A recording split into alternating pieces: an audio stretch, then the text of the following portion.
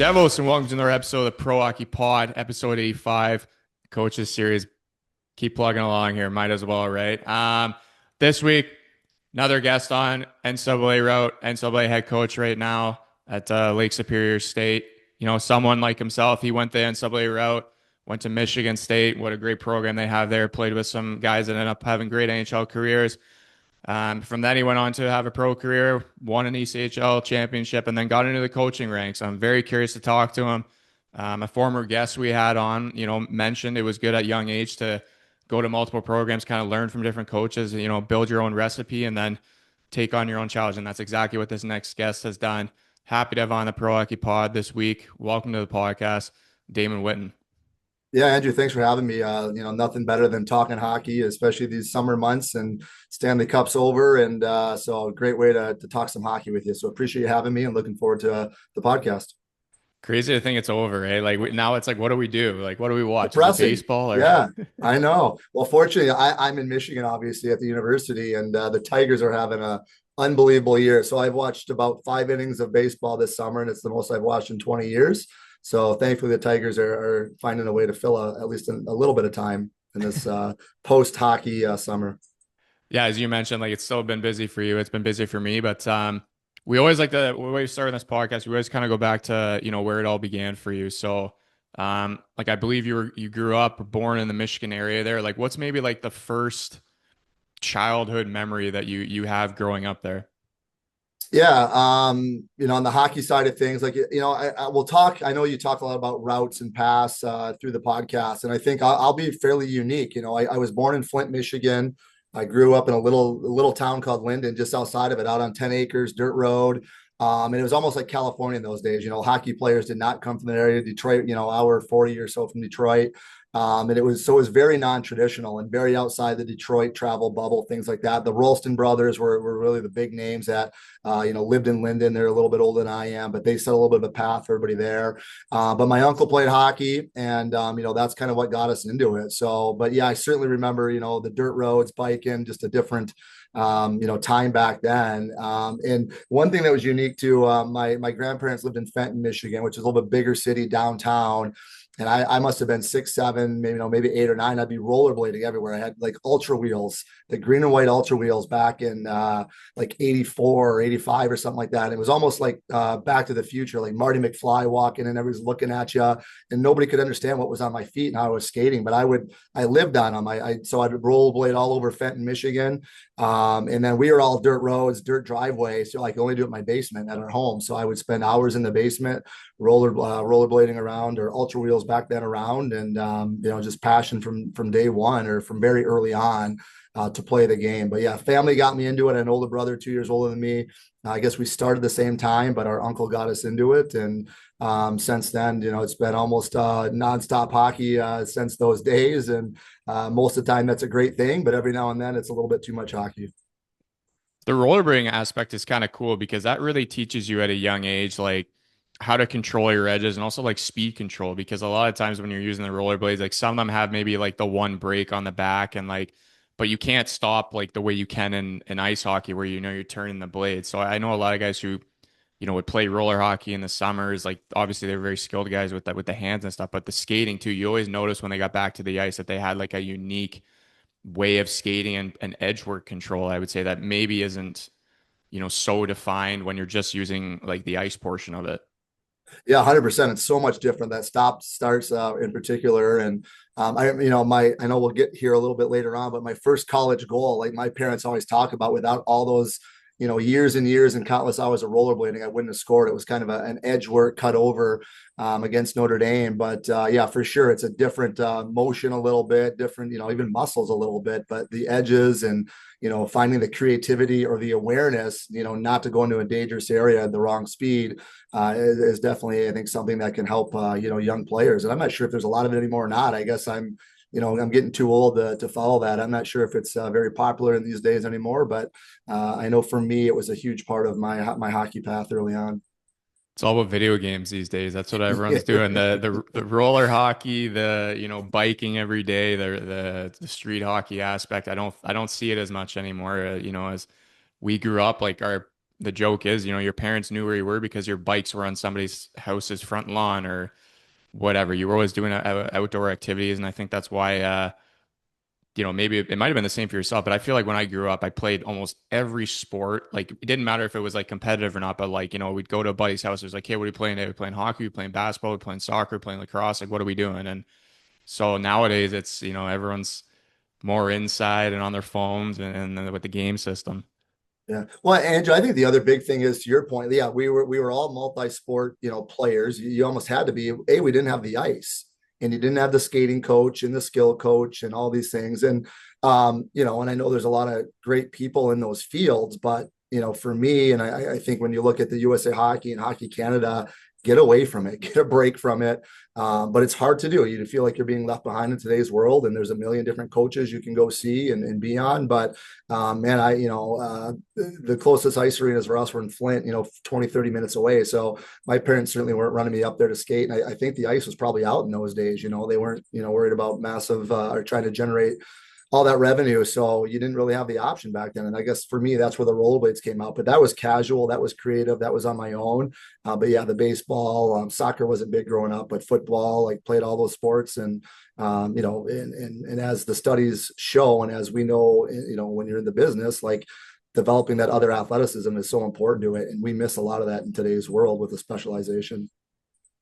Before we get back to kind of like your minor hockey path, which is my next question, but bringing up the topic that we just kind of were going into, I'm curious, like you now as a head coach of a D1 program, are you encouraging like obviously your athletes, their focus is ice hockey for the most part, obviously school too, but when you're sending these guys home for their summer breaks and encouraging them to train and maybe giving them a training program, whatever it might be, are you also telling them, hey, like maybe take a break from the on ice aspect of it, like give your body, your brain a mental rest, and also like maybe encouraging them to do something else in the summer, like even if it's like as simple as like, hey, play softball with your buddies in a league or something, but just to kind of like not have that 12-month direct hockey focus. Cause I feel like today, like as you mentioned, like we would always have a break in the summer. Like I played baseball, so it was awesome. It was good for my reactions.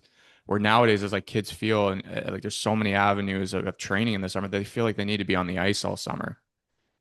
Yeah, 100%. Like, and it's hard. The college guys, NCAA guys, a little younger, a little more immature. Like they want to be on the ice. That's great. But we do encourage it. We try to, let them know time off is just as important. I remember, in college, I stayed in East Lansing for the summers, and those pro guys that would come back, the Jason Woolies and the Mazzatis, all these different guys. They didn't skate. They put the skates away for, a good month or two. They start training and they'd work their way back into it. But, when you're a pro, the maturity comes and you start understanding the importance of that. So we try to encourage that. I don't think a ton of them do a great job of that. Again, I think even at this age, at, 18, 22, they're still feeling that pressure to try to get the pro contract and play at the highest level. So I think they have a hard time putting that away. But some of the more mature guys are a little bit more, bigger picture guys are able to hang them up for a little bit and get that break. And just mentally, it's so important as well, and not only physically. So we encourage it, not so much playing other sports. I mean, I guess we're probably all paranoid now that they're gonna hurt something or lose them for some time if they play some other sports but they'll golf, obviously, get on the water. Things like that are things that we try to help them so they come back fresh and hungry and ready. And so yeah, it's so important. But what I find, Andrew, and you're probably the same, when we're talking to youth in our community or other family friends that they always want to call and ask for your advice. And it's like, yeah, don't go do 10 tournaments this summer and don't run around to the ultimate AAA showcase, whatever.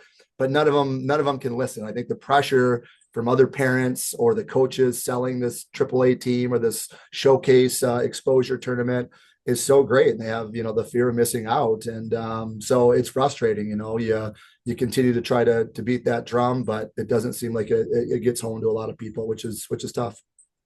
Probably too, like the fear of missing out, but it's also like, if so and so's best friend who he plays on the team with is doing all this extra stuff in the summer, like you feel like you're losing that step, or like that he's going to gain a step on you in terms of like, competition or development and stuff like that, which in some areas could be true, but other areas I think it's, as you mentioned, rest is a weapon at times and giving yourself that mental and physical break from the sport because it is a grinding sport and normally a season is anywhere between 8 to 9 to 10 months, depending on what league you play in. Like it's a long season. So that's one thing where I've kind of always had guests on and they always recommend, yeah, no, like take a break, multiple sports growing up, like be a very athletic person because that'll benefit you down the road when you actually do decide to focus on whatever sport it might be.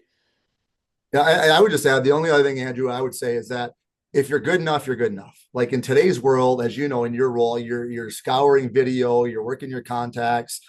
So whether you're trying to get to junior hockey or make that U16 team wherever, and maybe you don't make it at 16, maybe it's 2 years down the road. But if you're good enough, you're good enough.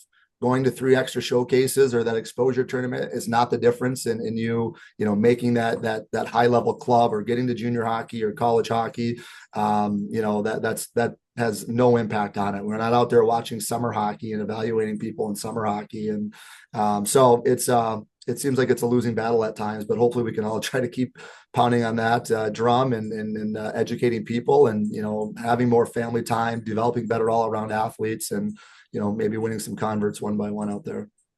Well, that's very true. Back to kind of your path growing up here. So I always say it like, me being a Canadian guy, like when we grow up, we have the rep hockey in terms of like AAA, AA, single A, like there's multiple levels depending on what town you live in, how big your city is, etc. Like for you growing up in Michigan there, like what was kind of like your minor hockey path? Like how was the structure and like the teams that you kind of played for growing up?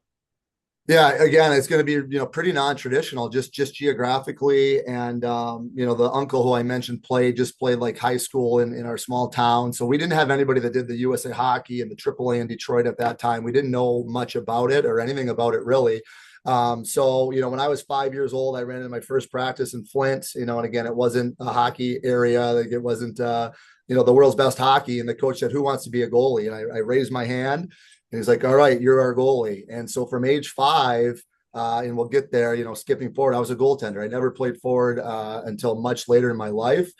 So I played there in Flint. I don't know if it'd be, A hockey or, whatever, house hockey. I don't remember if we even traveled back then.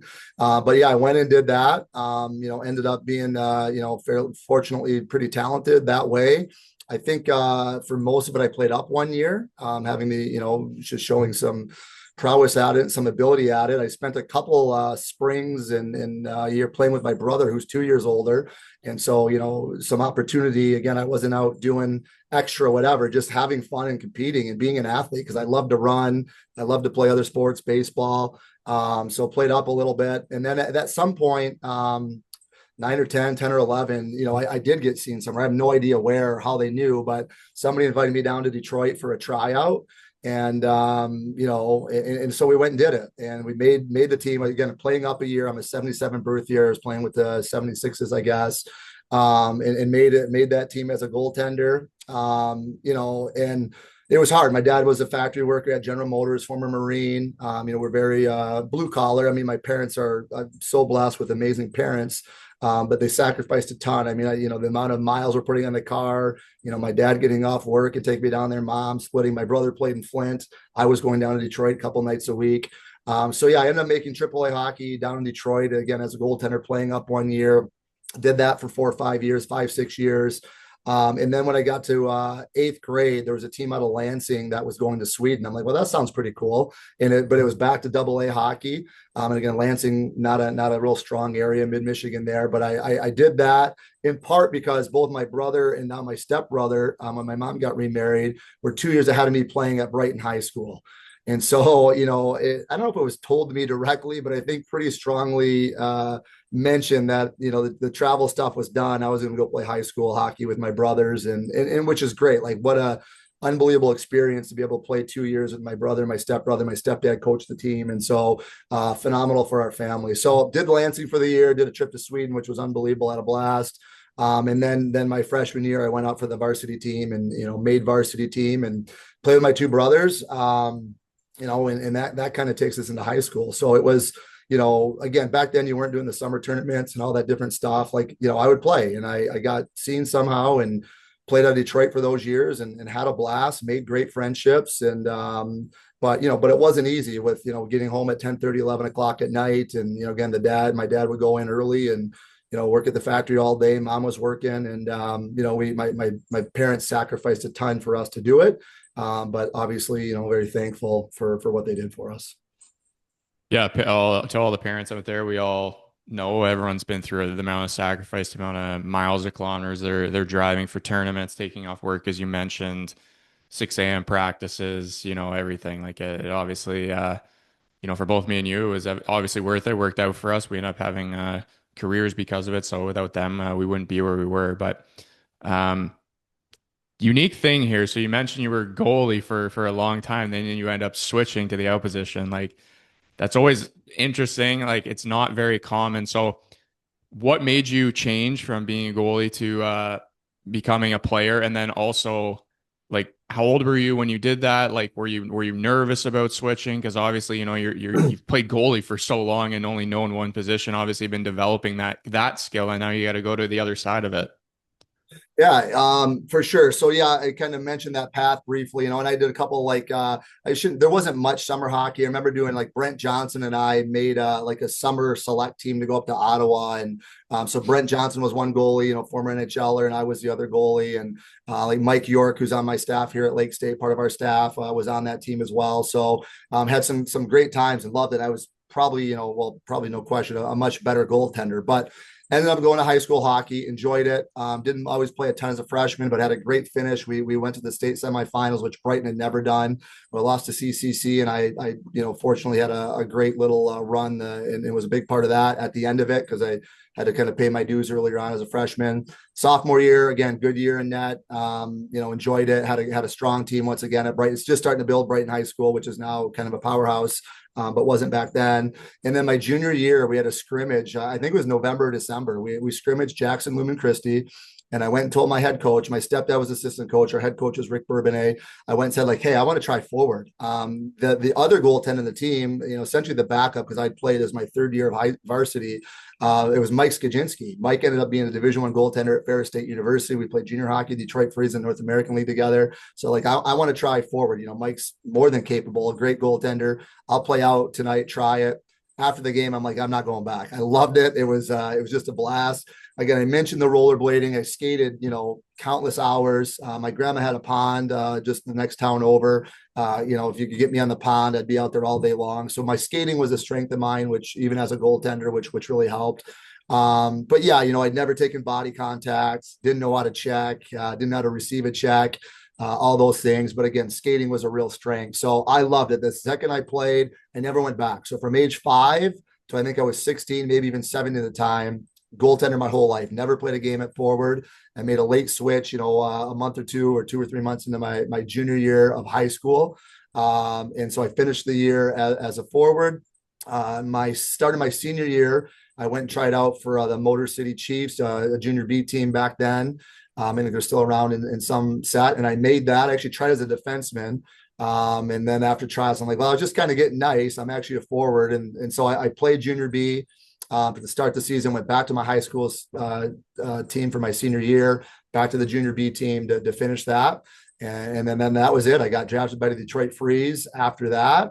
Made the Detroit Freeze in the North American League, and that was into my first year of junior hockey. So it's a really, again, non-traditional in terms of my footprint a little bit, because just not many kids had come from Linden and Fenton and Flint area. And then obviously the late transition, I never should have accomplished, what I was able to accomplish on the player. And I wasn't a great player by any stretch of the imagination, but, with that late change, I should have been done. But through a lot of hard work, a lot of passion, I was fortunately able to take advantage of some opportunities to keep playing into junior hockey, then college hockey, and, into the East Coast Hockey League. Well, I mean, you must have been a decent player. Like you just mentioned, like whatever it is, 15, 16 years old, you're making the switch. Within 2 years, you're playing tier 2 junior. Obviously it's not like you're putting up like 5 points a year. Like you looking at your numbers, like you were putting up decent like point per game numbers as a guy that had been playing player for 3 years, and end up eventually going to Michigan State University, which is obviously a very well-known school. It's not like you just that was it for you. So I would say you obviously were pretty good at it. And like you mentioned, I was laughing when you brought up this story because I'm like, man, like I played out my whole life in the summer because I just like liked it. And like, you say it's good, you play with buddies, it's fun, but like just the contact aspect of it, like what you mentioned, I was like, geez, I feel like sometimes like I'd be caught with my head down and probably get absolutely just KO'd going through the middle because you just don't think anything of it being a goalie. But one thing I thought was cool too is you end up going to play for and like for me growing up, they were obviously a very well-known tier 2 junior team in Canada, which was the same Michael's Buzzers. I believe Mike Fuda was there when you were there, who obviously I remember him from the OHL days. Now I believe he's with the Kings or was with the Kings. But like, how did that kind of opportunity come about for you? Because obviously you'd been playing in the NAHL for the Detroit Freeze, and you ended up making the jump over the border to Canada. Yeah, and so like you said, I had we actually had a really good team with the Freeze. Would be politically correct here. Like, I think structurally and the way the organization was run was not ideal. Like, again, not super talented, but I take a lot of pride. Probably get it from my dad, a former Marine. My dad worked like 20 straight years, never missed a day. Like, just salt of the earth, and taught me many great things, but certainly a work ethic and never being outworked is one of them. So I think that's what you saw in my game, or Fuda and then the other people, the Freeze to draft me. I wasn't going to be outworked, and I could skate, so I had good pace, and I could get noticed out there in some ways. So enjoyed my time in Detroit. We had a lot of guys who went on to play Division I hockey, and in a strong team. I mentioned Mike Skidzinski, my high school best friend and teammate at Brighton. We both went to Detroit Freeze and played there.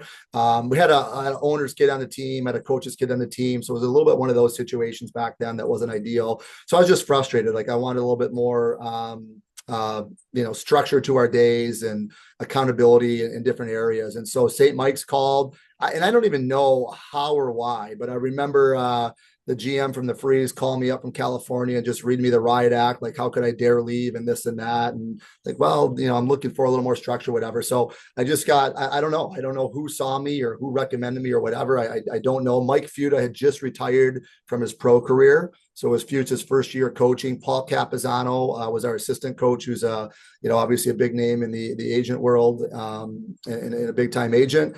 Fuchs won a couple Stanley Cups now, so I don't even know that they saw me. Somebody called, gave me my name, and I went up to skate. I was the only American up there back then, but back then that was, I mean, Andrew, you remember the league then. Nobody left Toronto then to go play down in the States or out West or whatever. Like, that was the place to go. So I was excited about that. Actually, Mike York was also up there, I think in Markham at the time. So Yorkie was up there billeting with Lindsey Hofford.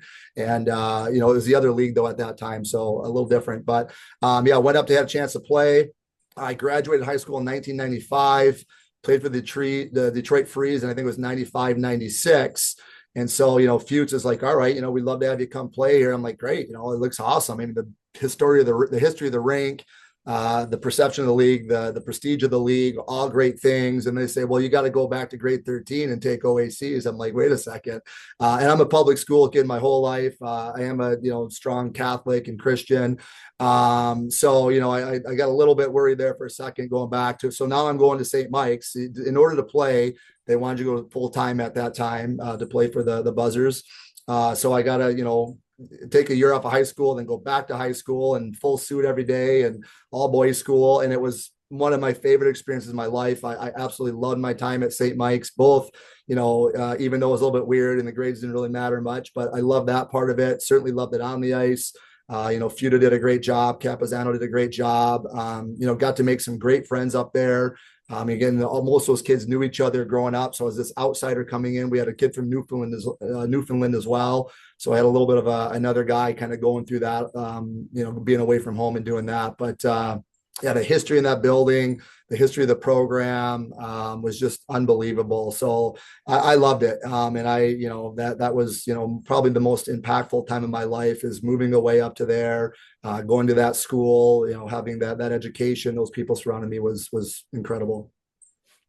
I'm always curious too. Like, you end up going to Michigan State, as we mentioned, and we'll get there in a second. But um, I think it's different, maybe being an American. Obviously, I think the NCAA route, college, is more the first route that's presented to you, whereas as us Canadians, it's always the major junior, for me, the OHL, like growing up in Peterborough. Had you ever thought about that route? And like now you're at the same like Buzzers, and they obviously have an OHL team at the time as well, playing out of the same rink. So Was there ever thought of that route, or you'd always set your kind of goals on, hey, I want to go get my degree. I want to go the NCAA route. Yeah, I think a couple different points on them. The majors weren't back yet, so the majors were a year or two away. I can't remember. I was gone, and the majors came back, so we didn't have that in our building quite yet. It was a year or two after, or 2 or 3 years, whatever it was. Yeah, and like I said, being in Michigan, like I guess the Plymouth Whalers were around a little bit. I don't think I ever went to a game. If you're going to go to a game, you're probably going to go to Michigan or Michigan State or the Detroit Red Wings, and not the Whalers at that time. The OHL in the States were not as well known. So yeah, it was never a thought. And I was a goalie, 2 years earlier. So I wasn't good enough. I wasn't an elite player. Like I'm sure Mike York, had that pressure or that decision at some point. But I think, yeah, for most kids growing up in Michigan, you wanted to play, NCAA, and that was a path. Being at Lake State now, with the championships were 93, whatever they were. That was, my high school years. Lake State was rolling. I played the year in Lansing, so we skated at Mount Ice Arena quite a bit. So I had a dream. I don't think even at that time, maybe I was starting at St. Mike's and a little bit Detroit Freeze, like, hey, this is maybe something I can attain. But I think at some point I started to realize, like, hey, there's no chance I can play at that level. I love it. I would love to do it. I just don't think I'm good enough to do it. And then you start to maybe talk to a couple of schools, hear a couple of things, I'll do that. So I think that's part of it. And I think the other part, like I'm in Sault Ste. Marie, Michigan now, right? And if I go to the top of my building here, look out, I can see the Sault Greyhounds rink. So it's a couple miles, couple of kilometers. It's a 6-minute drive across the International Bridge. But those guys on that side know almost nothing about NCAA. I mean, it'll change now with all the rule changes and the education pieces. We took a game over there pre-COVID and played at the Sault Greyhounds rink, GFL Memorial Gardens now. It was, I think, the SR Center at that time. But part of it for me was like, yes, I want to expose our game to the talent in Sioux, Canada, who all they dream about is playing for the Greyhounds in the OHL. That's all they know. And rightfully so. It's a great league. It's a great path. So it's understandable, but I was just blown away that you're 6 miles or a few kilometers from Taffy Able Ice Arena and you know nothing about NCAA. So like you're 100% true. Growing up in Peterborough, it would have been all Pete's, and that's all you would probably dream about, think about. So totally understand. Yeah, like as I mentioned, I wanted to play for the Petes. Obviously didn't come about, and then I had a friend's dad who went the NCAA route, and that's kind of how I first found out about it and kind of shifted my focus. And too, like back then we didn't have these new rules, which I'll get into later, but I didn't get drafted. I played my midget year, so I had already missed a year. And then you're thinking as a goalie, and I was like, well, if I go this year, I got a 20-year-old starter in front of me on the team that I had tried out for. So it's like, okay, I'm probably going to get maybe 20 games this year, if that, maybe 15. And then you're thinking, okay, well, I've already burned 2 years. And like that was my draft year too. So I was like, well, it might be better to go play junior. And I went and played junior, got a scholarship. So it all worked out. But it's changed a lot. And yeah, it's funny, like you mentioned that. Like if I don't think until just recently there was a lot of people in maybe Canada that would know so much about the North America because we are so focused on uh, the OHL or whatever it is, WHL, QMJHL. So doesn't shock me there that even though it's so close, a lot of guys wouldn't know from you guys across the border. But um, you end up going to Michigan State, as I mentioned. I mean, that program speaks for itself. I was looking at your roster a little bit. You're playing with guys like Ryan Miller, the goalie, and then obviously Shawn Horcoff, who end up having tremendous NHL careers, both of them. But maybe talk about your experience there, the adjustment to like the hockey there, and also like you guys are playing in a very tough division, like a lot of good players on all the teams you're playing in. So talk about your experience in your 4 years there. Yeah, absolutely. Yeah, it was interesting. Mike Watt ended up signing early. I think a little bit late-ish. Well, it had been in April, May. Like, so I think Mike Watt a little bit surprisingly signed early, before I got there, and that opened up a late roster spot. So I wasn't heavily recruited, talked to 6, 8 schools really lightly. Northern Michigan was one of the other heavier schools. In Michigan State, it had been fairly consistent, not super regular because I wasn't a superstar, but consistently checking in, touching base. But then, so Watt signed, and all of a sudden they bring me in a visit. And I think Rico talked about this with you. I should have went back, for me to be over ready. And again, we preach it every day, right? Don't leave unless you're over ready. And I didn't know what I didn't know back then, and didn't have an advisor back then, things like that. It was so different. So Watt opened up a spot, and they brought me in and offered me a walk-on opportunity. And like, I just, was cloud nine. It was close to home. It's Michigan State, a great program, probably a dream school in some ways. My stepdad worked at University of Michigan just retired a couple of years ago, but worked there for 25, 30 years. Had season tickets at University of Michigan football. So we'd spend some time in Ann Arbor, spend some time in East Lansing, and, a great institution there. So they offered me the spot as a walk-on, and I don't think I took any time. I might have jumped up right then and said, yeah, I'm all in. Absolutely. But realistically, it was my second full year as a forward. I should have went back to St. Mike's for my 20-year-old year, developed more, and, became a little bit more of an impact player, things like that. But I wouldn't change much. It was an unbelievable experience. I think my class, we didn't have many superstars in my class. None of us went to the National Hockey League. I'm not sure how many played games in the American Hockey League from our 01 graduating class. But I think we have the all-time winningest record in school history. Ryan Miller won Hobie Baker. I think it was my senior year, his sophomore year. Mike York, was the best player in college hockey for maybe 2 or 3 years there. Horcoff had a couple unbelievable years. Adam Hall was a very impactful player for us. The biggest thing was living in Ron Mason's laboratory. As a player, I always wish I had a chance to work for Coach Mason, but when I went back, he had moved to the athletic director role. But Coach Mason was so organized. There wasn't a situation or a moment where he was ever out of control or flustered. Obviously, it was a little bit near the end of his career, so a very established coach, a legendary coach, and I think knowing that I wanted to coach one day. Not that I was sitting there taking notes in the evenings or things like that, but definitely, observing that and taking that in a little bit differently than maybe some guys did. And that, to me, again, that's the biggest thing. Coach was so organized. Everything we did had a purpose. Everything we did had discipline to it.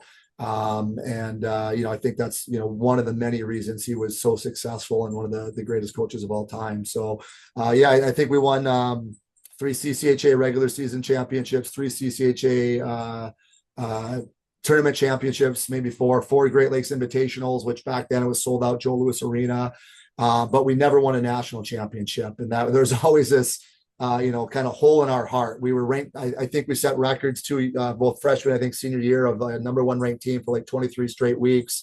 So I think, 3-5 losses, like we were so good. So talented, so many great players, so many great leaders and character in the room, but we never won it all in my time. And I think that really left a hole in us, didn't complete our time there because we never got a championship one. So that was the only downside of our time there. I can relate to that, honestly. When I transferred to Oswego, the class I transferred into, so the 4 years they were all together, I was there for 3 of them at the end, but we went to the Frozen Four every year, and the last 2 years that I was a starter, we lost both times in the final game. So I kind of can relate to that. We broke so many school records every year. We were ranked. Great atmosphere at home. Like always, so many talented guys. I should have went D1, but for multiple reasons didn't. But yeah, you leave almost feeling a bit empty. Hey, we were so good, but we just couldn't get that last one or whatever it is. So I definitely understand that, but. You raised a good point about the going early thing. Like I always talk to a lot of guests about that, and I did it myself too. For whatever reason, us as athletes, I would say, we always have this like desire to get somewhere so fast instead of being like whatever the saying is, you want to become an expert at something before taking on the next thing or whatever it is. So like what you mentioned and what I went through, like that 1 extra year where you could have, developed your skills more, played a lot more, been more mature, more ready to jump to that next level. Like a lot of athletes feel like, hey, I got to get here fast. Like I got to get here fast because then the next level, because the next level. And it's like, no, like stay where you are, develop. And then when you feel you're ready, make the next step. And I think that's something that's very lost on a lot of athletes today.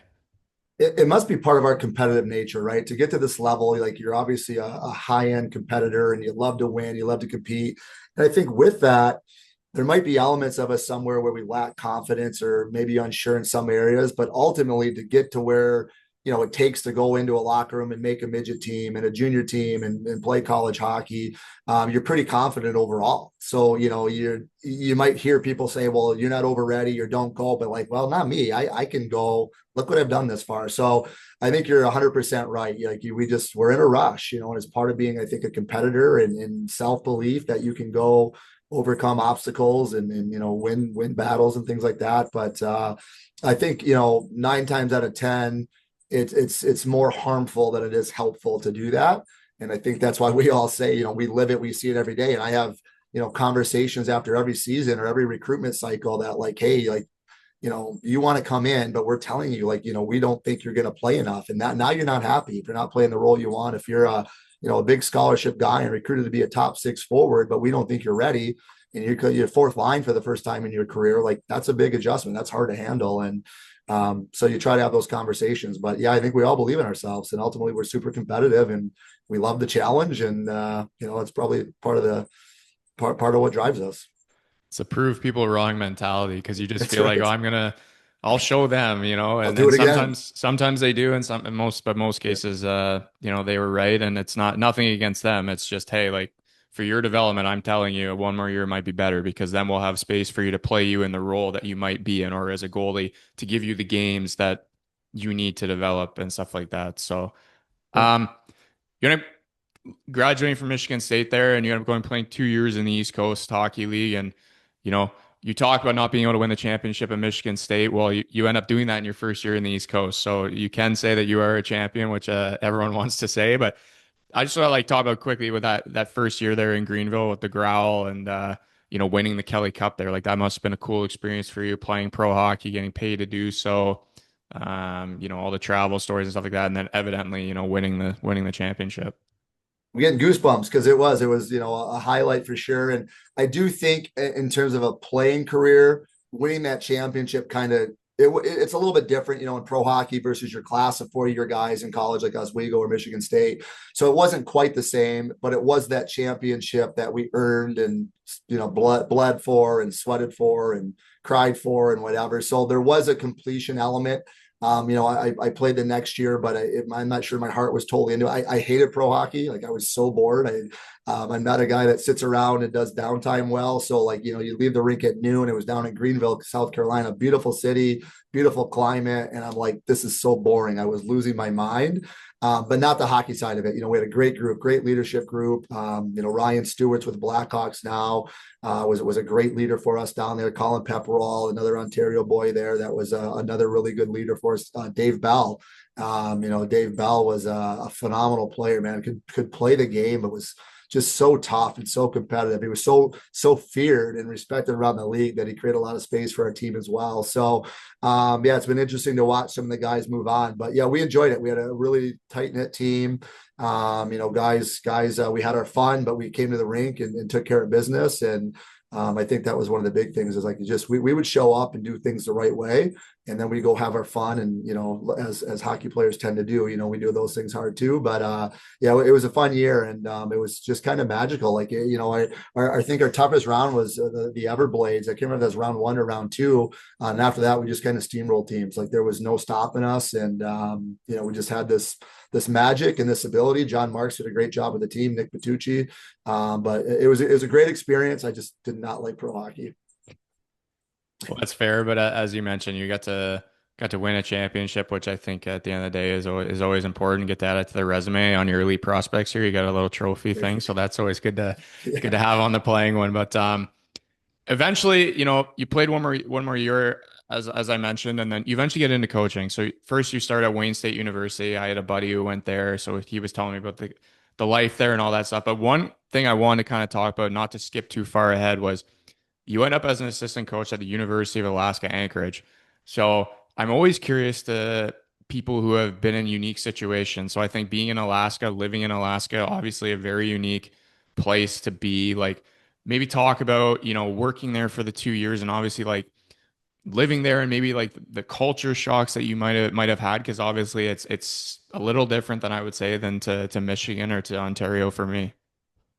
Yeah, I would say it was some of the best couple of years of our lives. Tragically, my dad passed away at the start of the second year, and my wife and I were trying to start a family. Who I also owe Michigan State to meeting my amazing wife. So another real highlight for Michigan State. So we should have stayed longer. Like we left after 2 years. It shouldn't have. We loved it. And like you said, I remember there's a morning, I don't know if it was year one or year two, but I opened the front door. We had a condo that we rented up there, and I opened the front door to go to my car to drive to work, and there's a moose sitting there eating a crabapple tree. Like, all right, I guess I'm not going to work right now. Campbell Blair was the other assistant coach with me, and we take the dogs to the park, and you just be walking down a trail, and you come, 20 feet from a black bear, and you got to back up and move away from the bear. I haven't fished, I think, since I left there. Catching fresh king salmon out of the local river or up on a hike in the mountains, unbelievable. Our volunteer assistant coach Brian Kraft, he owns a couple Orvis lodges, and so if Crafty didn't have clients on a weekend, he'd hit you up like, "Hey, I had a cancellation or have an opening. Do you want to come out to the lodge?" And so he'd fly you on his own bush plane. And so if you ever watching National Geographic and you're watching those grizzly bears catch salmon jumping up over the waterfalls or the falls there, we flew into there, my wife and I, and we're walking down a path. The weeds are head high. You can't see anywhere. And there's a grizzly bear 20 feet ahead of you walking right at you. And you're like, oh my, it was unbelievable. Like, it was the most amazing thing I ever did. If anybody, was into the fishing and bears and wildlife, I love hiking. I love mountains. It's the best time. Like, an Alaskan vacation or cruise is worth every penny. I would love to go back one day. But again, we had some family situations that brought us back to the lower 48. And we often talk about how we left too early, that we had unfinished business there, with UAA and on the ice, but also just as a lifestyle and the things you got to do. Saturday in the off season, you drive 3-4 hours and go hike a glacier. And my wife caught I think it was a 220-pound halibut one year. And it's unbelievable. It was a phenomenal experience. That was the old original WCHA. So you're playing, Denver, North Dakota, Wisconsin, Minnesota every weekend. So there was some lumps there at times, but we were making some good progress on the ice as well. And I think we had the best ever finish in program history, and we're doing some good things. But again, family called and we came home. It sounds like, as I mentioned, just a cool experience, like kind of a once in a lifetime thing. You obviously enjoyed yourself. I would have been I'm not gonna lie, I'd be a little scared seeing some bears coming right towards me. I'm more of like a wolf guy. Like, that would have been real cool. But hey, life adventure, as I mentioned, and something that you obviously remember. And who knows, maybe down the road you'll be back there one day. Like, we never know. But one other thing I want to talk to you about, which I thought was like cool, or at least according to Elite Prospects, it says you did this. But when you return to Michigan State, so obviously, alma mater, like where you went to school, you returned as like the director of hockey operations. So I was always curious, like, obviously I know what a coach does, assistant coach, head coach, whatever, but like what was the kind of your job detail day to day when being the director of hockey operations for, an NCAA program? Yeah, great question. At that time, a lot of it was the video side of things. It evolved from video coordinator to hockey ops. I was fortunately, Coach Comley had now taken over Michigan State. I didn't know Coach really well. They recruited me a little bit. That was one of the schools that kicked the tires on me. I lived with a couple of his former players in pro hockey, and so there was a little bit more of an introduction. I always knew that I wanted that position. So I first went back as a graduate assistant. So my after Arkansas, I went back to Michigan State as a volunteer assistant or graduate assistant, which is how a lot of us got started in college hockey. And then Coach Comley, when Wayne State opened, hey, you got to take it, full-time job. And then Anchorage was under Dave Shayak, who's Rick's former captain at Northern Michigan. So those were all Rick Comley connections that got me moving around and started my career. And then again, lost my dad. We're trying to start a family, and Coach has the hockey ops position come open. And so we started talking. I knew it was a big role that had I not lost my dad, I don't think there's any way I would have done it. We wouldn't have been looking to come home, and I didn't want to get out of coaching. I knew that. But this was a chance to get back to Michigan, where a lot of my family's from. My wife had some family in the area in Wisconsin. So we came back to do it. And yes, a ton of video. So you're hammering video daily, all day long, and you do that as a coach as well. Getting video prepared, might be doing one-on-one video with the players. It was an interesting time because that's when the University of Michigan football got in a lot of trouble for, I think it was GAs or non-sanctioned coaches doing some sanctioned stuff. So, you weren't allowed to coach in that role. You could go on the ice and pass pucks or push pucks, but not talk to a player. So it was a little bit weird that way, and it drove me nuts. But the other great part, because of Coach Comley's leadership, How do you run a program? How do you manage a budget? How do you work with your blue line club, as kind of liaison to the athletic director that oversaw hockey and other campus entities? I got a lot of experiences that I never had as assistant coach, because you had other people doing it, or the head coach handled it. But Coach Conley was unbelievable. Like I felt like that was more valuable in my quest to become a head coach in many ways than an assistant coach, where 60, 70% what you do is recruit, and then 30, 40% of coaching, and then some of the small, administrative roles around that. So to me, it was invaluable. And I thought that was, the one of the best steps I took. I didn't know it at the time. I was really concerned about it, but it turned out to be a great step, for me and for my potential career there. Yeah, and I'm sure, like as you mentioned, you look back now and like you were able to learn so much about maybe another side of it, or like as you said, like something that most head coaches would handle and like the assistants never would really see in terms of like maybe administration, working with blue line clubs, stuff like that, to where, you know, looking back, you're like, hey, like that was a great experience.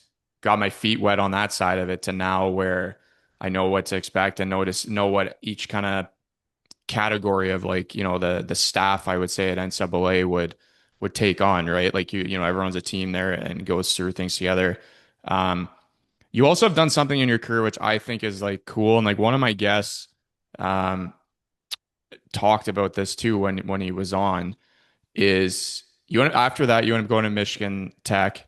You end up coaching a good buddy of mine, Bryce Reddick, and Josh Robinson, who has made his way over to Germany as a goalie coach now. Me and Reddick, we were roommates together in Norway, and then I actually ended up bringing him to Germany when I was in one of the Del 2 teams. So he came over, and we've always stayed close. Great guy. He's got into coaching now, and I'm very happy for him. But one of our guests I had on, mentioned when you're at your early stage of your coaching career, like he recommended to coaches, hey, like only stay places for maybe like 2 to 3 years and go to somewhere else. And his point was, before you become a head coach, you want to work with a lot of head coaches and kind of, you're building your own recipe. Like you're working with a guy at Wayne State, you like this that he does, or this system that he likes, you put it in kind of your book. And then you go to Alaska-Anchorage, take whatever the pros were from there. Because eventually when you do become a head coach, you've worked with different guys, seen all different systems, different coaching techniques, whatever it might be, and you maybe have a better idea of, hey, this is what I want to do. This is how I want to present myself as a head coach of now Lake Superior State University. So, do you think like having those experiences like benefits you in the same way? Yeah, it's interesting, Andrew, because I think, I don't think, I know that at times, I got labeled as a bit of a job hopper. I was too, running around and jumping from job to job. But first 10 years of marriage, we moved every 2 years, and that included a move to and from Alaska, not just, some big moves involved as well. So it's interesting because, yeah, I think some people have the perception maybe you lack loyalty, or, you said you're just jumping from job to job. I think part of that was immaturity. I wasn't maybe over ready at times, and maybe should have spent another year or two. Part of it, I mentioned the family in Anchorage. But I also think part of it was a little bit of the environment at Michigan State, in graduate school. Your buddies with some of the football GAs, your buddies with some of the basketball GAs, you get to know some of the younger coaches. And that's what those sports often do. If you look at a football coach, I mean, they're one and done often. 2 years is a lot as an assistant, because like you said, you're going to steal new ideas, you're going to learn new things, learn a different system of play, maybe. And so I think I had some of that influence. I think I had a bit of immaturity and lack of patience as well. So it wasn't all, the best of intentions, but I also think I had that football mindset, like you just said. Like, absolutely. Like, I learned so many great things from Bill Wilkinson at Wayne State, who has been around a long, long time. And obviously, you'll also learn a couple of things that I don't have the same personality as Bill. So some of the things Bill could do and excel at were not strengths of mine. And so maybe you get a little bit better, or you learn, hey, I've got to do this way because I don't have Bill's ability to walk into any room and, command the room or whatever it might be. So that was definitely, by design a little bit. Part of it, again, was kind of natural. Wayne State was in College Hockey America at that time. Anchorage was in the WCHA. So you're recruiting different profiles in different leagues. So there was some opportunity, there was some method to it, but 100%, you're dead on that. I learned a ton from it, how Bill ran his program versus how Dave Shyak ran his program versus how Rick Comley. I lived in the Ron Mason laboratory, and then Mel Pearson comes in, and I go from maybe the greatest defensive coach in college hockey history in Ron Mason to the Mel Pearson, Red Berenson tree to some of the greatest offensive teams. And so you've built this really unique book and style of play that you can pull from different people and different things. And again, another, hugely impactful thing that I think prepared me to become a head coach, and at least at that time hoped it would. And then, ultimately it did. Did you feel you're ready to be the head coach when the actual opportunity came? So when you went to Lake Superior State, and I mean, obviously it's worked out for you. You've just completed your 11th season there. So, we can talk about the secrets of longevity too a little bit. But like when you eventually, or first off, took that job, did you feel you were ready to take on that challenge and sit in the big seat? Again, I think due to some immaturity, I did. And then, in hindsight, and a little bit, more gray hair and some more maturity, you realize you don't know what you don't know. I also think probably there's things that you just can't know until you do it. I've always kind of, you make a decision and you do it like hell, whether that was moving up to St. Mike's or taking the opportunity at Michigan State. I don't look back a ton. I don't know. I want to learn, obviously, and grow, but I don't want to spend a lot of time looking back. So at the time, I felt like I was fairly ready or pretty ready. And then with hindsight, again, I definitely was not over ready. And I learned that through that process. And I think that's helped me, with that longevity and always being willing to grow and adapt and improve is piece of it. And I learned through that process. But yeah, I felt at the time I was, and I was fooling myself. So. But I don't know necessarily how you can be. So yeah, I feel like everyone says the same thing. Like it's almost like you could. Maybe it's the same as like I say. Like I'm not a parent, but everyone who tells me who the first kid you have, it's like you never know until you actually go through it. Like there's not like like you can maybe talk to people, read books, whatever it is. You're yourself. You were an assistant for so many years as a coach. Like you can create your own recipe, as I mentioned. But like until you actually sit in it and get your feet wet doing it, like you really don't know fully what to expect. But obviously, as I mentioned, it's worked out for you. As I said, you've been there for 11 seasons now, going into your 12th. One year that obviously might stick out to you of being there is, the 2021 season where you guys end up winning the WCHA championship and making an NCAA appearance, which obviously it had been a long time for that program since they had been back there. Like, do you want to talk about that season, maybe what that means to you, obviously being the one to help them do it? Yeah. Like I said, it's been a long time. It was 20, 24, 25 years in between NCAA appearances and championships. We won a Great Lake Invitational, a couple other in-season tournaments down in Florida as well, but it'd been a long time. It was COVID. So it was just, everything was weird that year, right? Your social distancing, your locker room, season got started late. And it frustrates me because that team was really, really good, and we had built and built and built, to get to that part, like I said, we felt like we had to change style of play when we got here, needed to update that, needed to get things going in the right direction. And that was kind of getting us there. I think, with that year, the 2 years previous into COVID or something like that, we were like 12th in the country in wins. We'd really kind of found our recipe and going, and then COVID hits, but, phenomenal leadership. Lucas Kaibo, one of your players there in Mannheim, was a captain of that team. It was a phenomenal leader. He's one of those guys where it just, wasn't going to take no. And I'm blown away. I think everywhere since he's left, he's won a championship, 1 or 2 in Florida, won with you guys this past season, I believe. So he's a winner, and he was a huge part of that. So your locker room is so important. But Marek Smittens was a top goaltender for us, a Latvian kid. It was a Richter Award finalist that year as well. And I remember, as we're coming home, we're getting calls, hey, we want to have a little welcome back party. It's first championship forever, going back to the NCAA tournament. I'm like, all right, that's great, like whatever. And not expecting a whole lot, but this tells you a little bit about our community, what hockey means to our community in this campus. And so, getting some calls like, okay, when you get to this spot on the highway, we're gonna send a police escort and escort you the rest of the way home. I'm like, okay, that's kind of cool, whatever. And we get to it, and there's 10 cop cars. And then, the whole town's there. Like, it was unbelievable. So there's a big welcome back party. And so I can't wait for the next national championship, because as good as that was, it's going to be, unbelievable for our town and community. But it meant a lot to the community. It meant a lot to campus, meant a lot to all the people in that locker room as well. And we're a very proud program with, 3 NCAA national championships, 2 NAIA national championships. It's expected here. I think COVID, brought the 5th year of eligibility in, and that was a challenge for us because we didn't have the grad school at that time as well. But that's the expectation here. It's hard because people know those days, remember those days. And I think that's a great thing. I wouldn't want it any other way. And we're going to get back to that level. That's the plan and that's the goal. But it was fun. It was really fun to do it. It was so needed for the fans of this program, for the campus, for the community. So it was awesome to bring that back to all the Laker fans.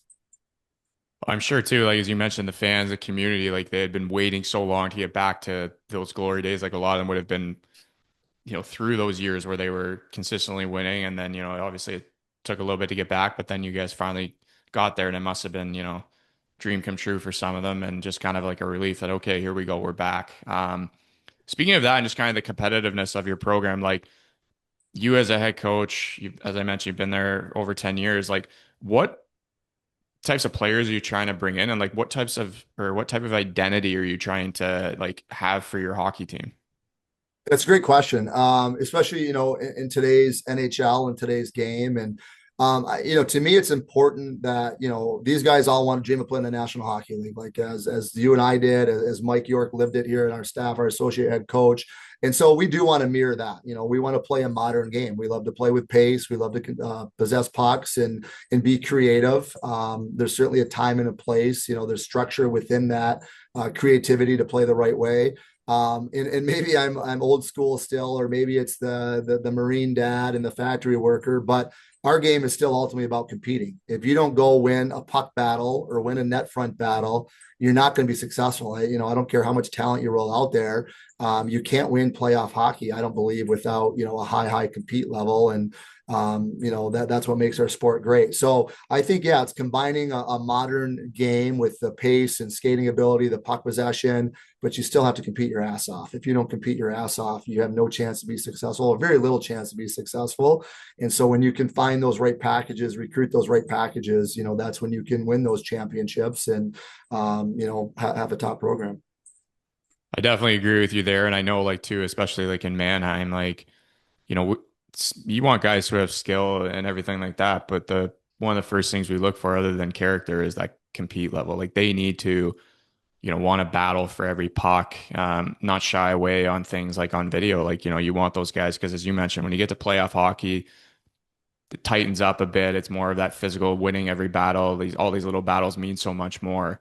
And if you don't have guys who are willing to get dirty and go to the dirty areas, then, you're not going to have much success. So it's good that we see it the same way. What was maybe your opinion or your thoughts so far on, obviously the new rule that has come out now. So the major junior guys being now allowed to go NCAA after playing major junior. We didn't grow up with that. It was you choose one path. But what's kind of your thoughts on that, and how has that maybe changed your scouting database? Like obviously, I'm sure it's made it a lot more, a lot bigger, a lot more players in the database now. But what's kind of your thoughts on the rule change? Yeah, there's a few. I remember being at the OHL Cup. I can't remember, it was this summer or the previous summer, and sitting next to one of the GMs from the OHL, and had a great conversation with them. And you're finding more and more of that. I think I don't know if collegiality is the right word, but I think over the next 2 or 3 years, it's going to find its course. We're going to be a great spot. But one of the comments he made is like, this is right for the players.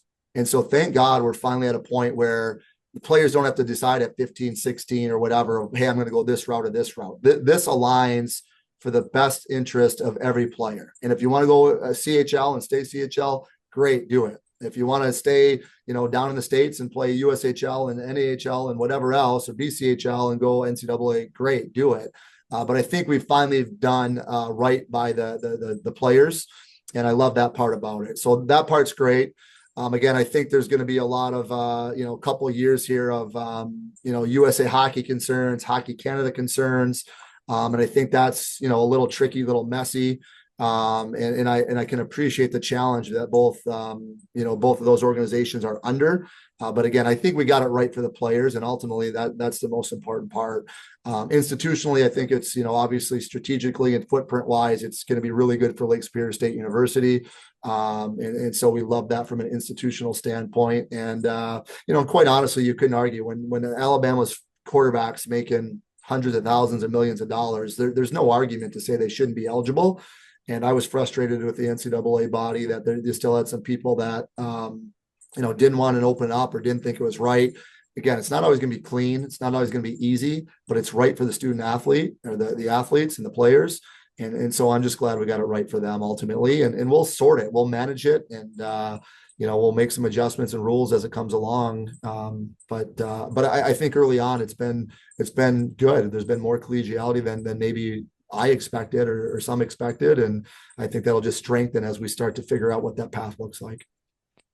I think it's gonna be very beneficial for you, specifically your school. Like as you mentioned, the Greyhounds are 6 miles away, just over the border. So like in terms of scouting and being able to go watch potential now players that can go that avenue, it's actually pretty beneficial. And as you said, I think you made a very good point with like when we were growing up, we had to make such a career definitive decision at 16 years old. And there's many guys who at 16 wanted to play and then were put in terrible situations and then were buried and like weren't able to go the NCAA route that probably should have been, or vice versa. So, I'm curious how it's going to go, like in terms of the tier two junior leagues and stuff. Like I think some of the leagues are going to take a hit because now all guys are going to go try the OHL because there's no risk in doing it, or whatever major juniors. So, the structure might change a bit, I think there, but I guess, overall, I think a lot of guys are now gonna play maybe 4 years of major junior and then go the NCAA route and continue, playing hockey with, guys around their age or a little bit older, and then also, developing their games.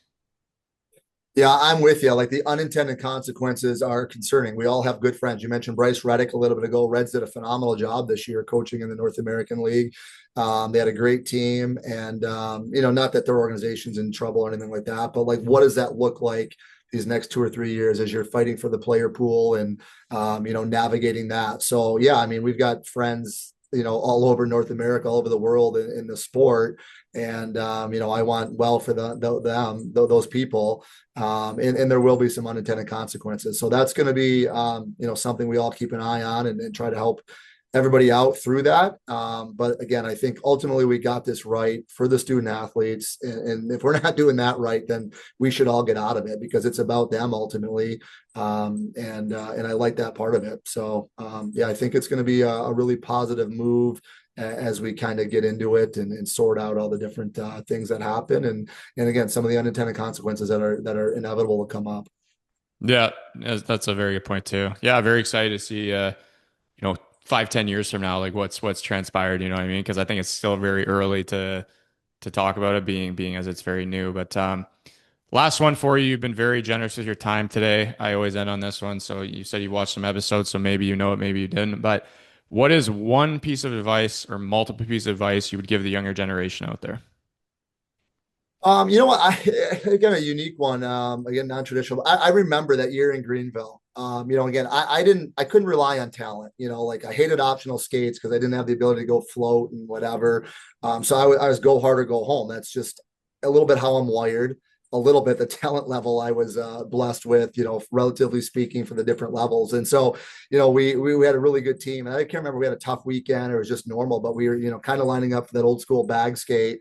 And I'm going 100 miles per hour. And one of the older guys says, "Well, don't be a hero," type thing. And I'm like, and I wanted to stop and say, like, no, I'm gonna be a hero. Like, that's how I can help a team. I can't go score 30 goals for us, but I can make you better in practice by going as hard as I can and pushing each other, competing hard like that. That's how I help my team for a lot of it. And how we were able to win quite a bit at level or the teams I was part of. So, be a hero. Like, and I think for some kids, it's hard in today's world. Like they don't want to look silly for trying too hard, or they're afraid of failure if they do go all out. So to me, that's it, man. Be a hero. Like go be the best version you can be. And those kids in the corner who are too cool to skate hard or work hard, like don't let them affect what you're going to do. Like, be your hero in all the things you do, and that's off the ice and on the ice. But that's always stuck with me. I was so mad, and he was a friend of mine. He was a good teammate of mine. He was a hell of a lot better player than I was. But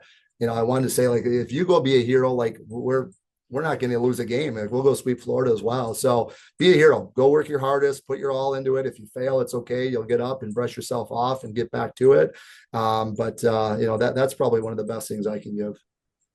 It's very true because, like, to be honest, like even just like talking to buddies, when you do like summer skates and stuff, and it's almost like it's summer skate. Like it's not cool to try. Like don't go out there. Like don't be an idiot. Don't be a hero kind of thing. And it's like, well, no, man. Like I want to get better. Or like as you mentioned, this is how I can push you guys to get better. Like I may not be the most skilled guy out there, but I'm going to work my ass off to the point where it's going to force you to be better kind of mentality. And also it benefits you yourself as the athlete because you're giving 110% all the time. So I think like, yeah, like for whatever reason, the like coolness of not trying hard is like, I've never understood that because at the end of the day, like, to get better, you have to put in the effort. So I've never understood yeah, like, it's too cool to try.